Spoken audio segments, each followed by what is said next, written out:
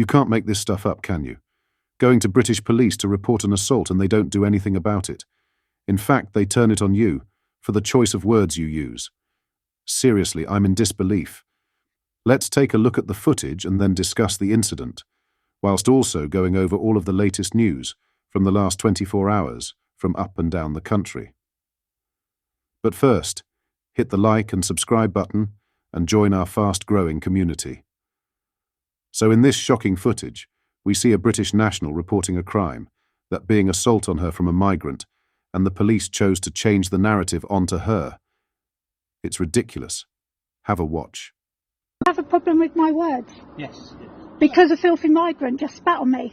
Yeah, And you've got the issue with We me. have a duty to challenge that language, yeah, because we're police officers. And it's Because he's filthy and he's a migrant and he attacked me like the other one. we're trying to help you report which is that, offensive, isn't but it? we can't not challenge that language because There's it people in the could be- public. Okay, what's your numbers? So you'll find my language offensive. 1483 Yeah, I do find it. 3028 I'm still happy to help you with your 1192. crime, but we'll have to challenge you when you use language like that. Especially when you're Because it's the here in law. the public as well, because obviously there's people walking past us. I think that's fair. they would walk Well, past I think filthy migrants attacking English people is Yeah, disgusting, but you're also swearing as well, madam.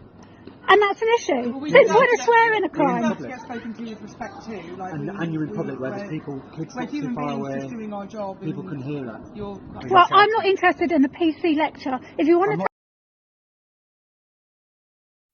As I said, you can't make this stuff up. You got to the police to report a crime and the narrative is turned around on you. This wokeness is baffling. What's your thoughts on the clip and the current state of British police? Let me know in the comments. Germany has announced a major immigration crackdown due to its continuing burden and the threat of Islamist terrorism. Nancy Faeser, who serves as Olaf Scholz's interior minister, accepted Berlin must enforce proper border controls as support for the AfD threatens Germany's established parties. The new rules will see harsh rejections of migrants at the borders, German tabloid The Bild has claimed. Faeser reportedly informed the EU Commission of the decision in a move which appeared to mark a rapid turnaround after she last month refused to extend strict controls.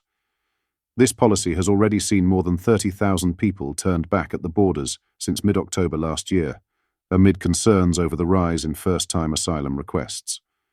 The decision to extend the policy came after an emergency meeting between the centre-right CDU-CSU alliance and regional representatives. However, Austria is far from happy with Germany's decision and even claimed it will not accept migrants turned away at the border. There's no room for manoeuvre there, Austria's Foreign Minister Gerhard Kahner told Bild. It's the law. I have directed the head of the federal police to not allow any returns, he added.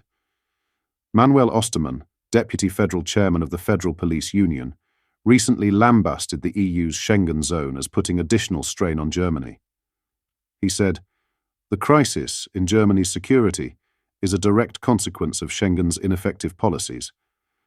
Schengen's inability to manage migration effectively has put Germany's safety at stake. Germany must realize the current failure of Schengen and either make a concerted effort to return to the current legal situation or terminate Schengen." Ostermann added, "Schengen has failed to protect Germany from the influx of criminals, necessitating immediate action. We must continue to notify our internal borders because border controls, whose effectiveness has been proven, are no longer maintained under Schengen. The failure of Schengen is evident in the increased crime rates, making it clear that changes are needed. Concern about immigration is propelling support for the populist AfD as the Eurosceptic party scored a victory in Thuringia's regional election earlier this month.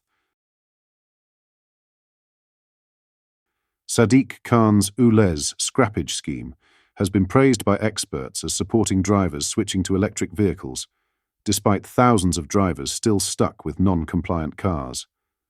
The scheme ended on September 8th, having approved only 54,000 applications, resulting in drivers getting a payout for their polluting petrol and diesel vehicles, out of 134,500 applications. Under the scrappage scheme, drivers must live in a London borough to benefit from the funds and be the registered keeper of the vehicle they applied for. Drivers could also apply for a grant for cars, motorcycles, including mopeds, motorized tricycles and quadricycles, or wheelchair-accessible vehicles, cars and vans. Karim Fatehi, MBE, Chief Executive of the London Chamber of Commerce and Industry LCCI, said, "The end of the ULEZ scrappage scheme marks a significant milestone for London. Small businesses have been able to buy or retrofit their vehicles thanks to this scheme, which was essential during the cost of living crisis. It is estimated that more than 96% of vehicles on London's roads now meet emissions standards, as Sadiq Khan aims to make the capital a cleaner city." Fatehi added, "This is a major victory for both air quality and the local economy. In the coming months, we will closely monitor any developments across the city and actively engage with our members to address any challenges they may face." However, the scheme had been met with mixed views from drivers, with some arguing it worked well and others flagging how disastrous it was. One person shared, "The scheme is working. It's not hard to understand. There would also be more funds available if vandals weren't destroying cameras left, right and centre." However, another person claimed, "How can it run out when they make millions every week in penalties? Where is all the money going?" Another motorist stated that because 96% of cars in London are ULEZ compliant, the scrappage scheme is redundant anyway now. A spokesperson for the Mayor of London said, "This number includes applications with errors, those that have been rejected due to ineligibility, and people applying more than once. TfL are working hard to ensure every application is responded to as quickly as possible." The Mayor's scrappage scheme, the biggest scheme of its kind in the UK, has had huge take-up, removing thousands of old, polluting vehicles from London's roads. The scheme was funded by £210 million, made available by Transport for London, with the money also being used to send non-compliant vehicles to Ukraine. The Mayor said at the time, "I have worked quickly to amend our scrappage scheme so that non-compliant vehicles can be donated to Ukraine, helping to meet medical and humanitarian needs, while also removing old, polluting vehicles from London's roads." The scrappage scheme was opened in January 2023 and was expanded to cover all Londoners in the capital ahead of the launch of the London-wide ULEZ. What are your thoughts on what we discussed in today's video? Let me know down in the comments section below.